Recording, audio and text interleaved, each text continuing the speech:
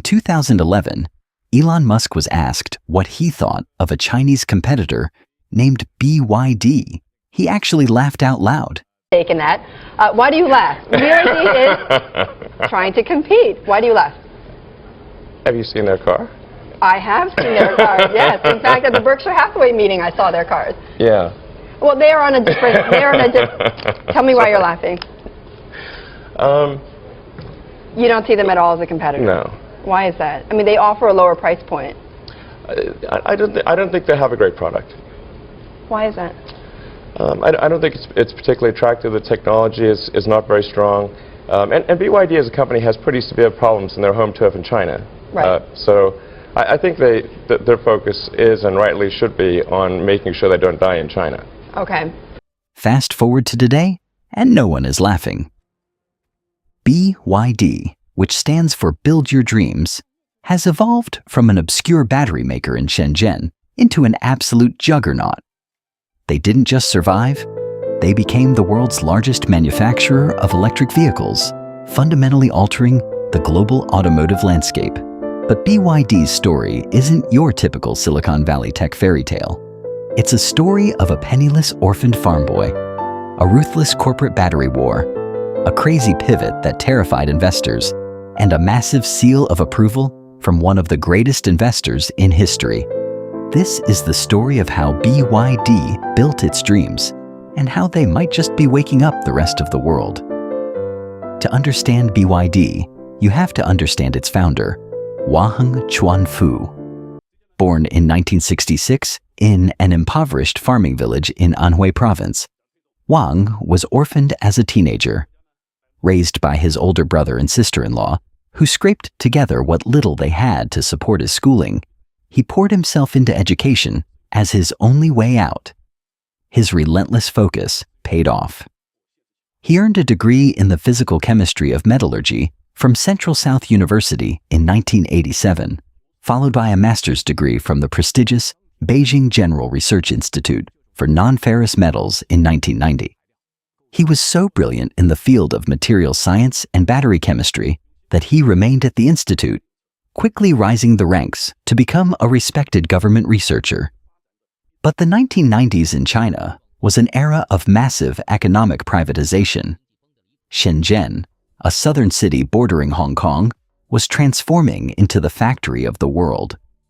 Wang looked around and saw a massive shift happening: the rise of the mobile phone, and mobile phones needed batteries. At the time, Japanese giants like Sony and Sanyo held a near monopoly on rechargeable batteries.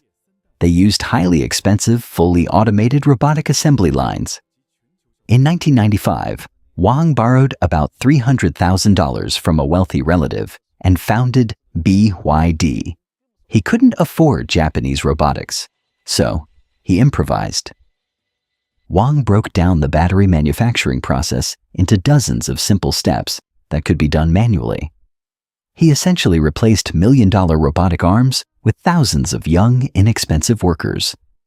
It was a highly unconventional strategy, but it worked flawlessly.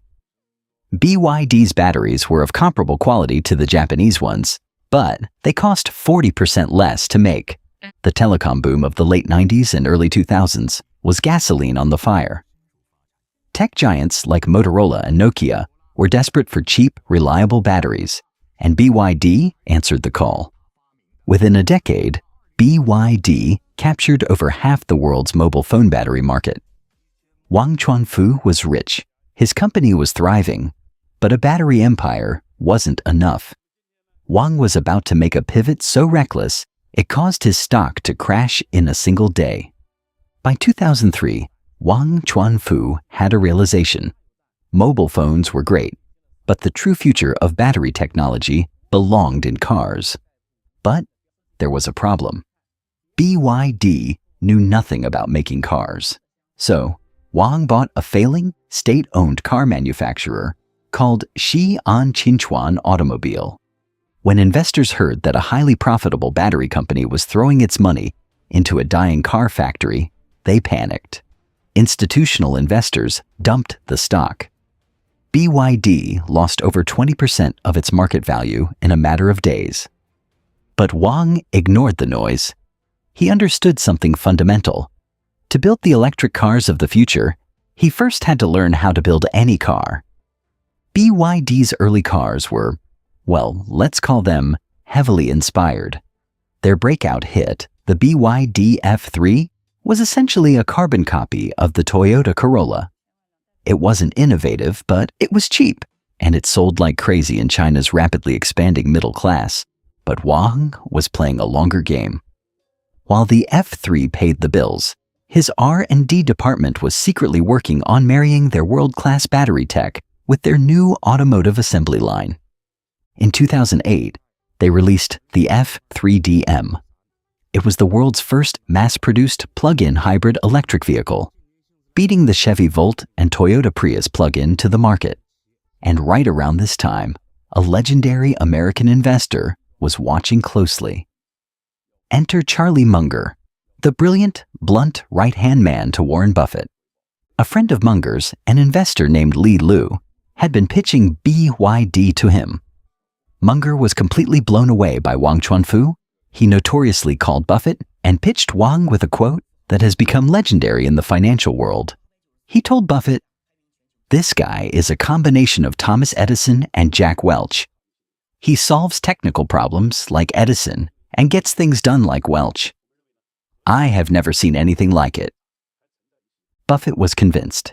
In 2008, Berkshire Hathaway invested $232 million for a nearly 10% stake in BYD. This was a massive turning point. Buffett's endorsement gave BYD instant global credibility. The stock skyrocketed. But more importantly, the capital injection gave Wang the war chest he needed to fully commit to the electric transition. It was time to take on the world.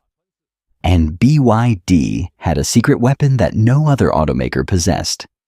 If you look at how a traditional car company operates, it's mostly an assembly business. Ford or Toyota buy parts from thousands of different suppliers, tires from Michelin, chips from Taiwan, batteries from Panasonic, and put them together. BYD doesn't do that. BYD does almost everything in-house. They make their own electric motors. They manufacture their own semiconductors. They design their own software. At one point, they were even making their own seats and steering wheels.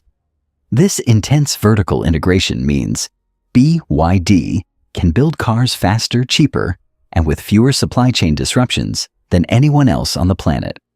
When the global chip shortage crippled automakers in 2021, BYD barely flinched.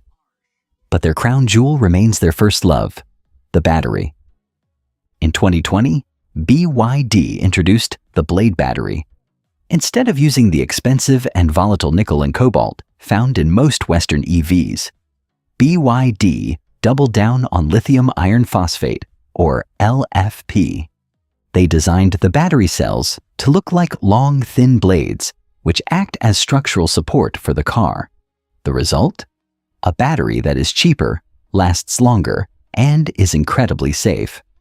You can literally drive a nail through a BYD Blade battery, and it won't catch fire. The Blade battery was such a massive leap forward that even BYD's biggest rivals, including Tesla, started buying batteries from them.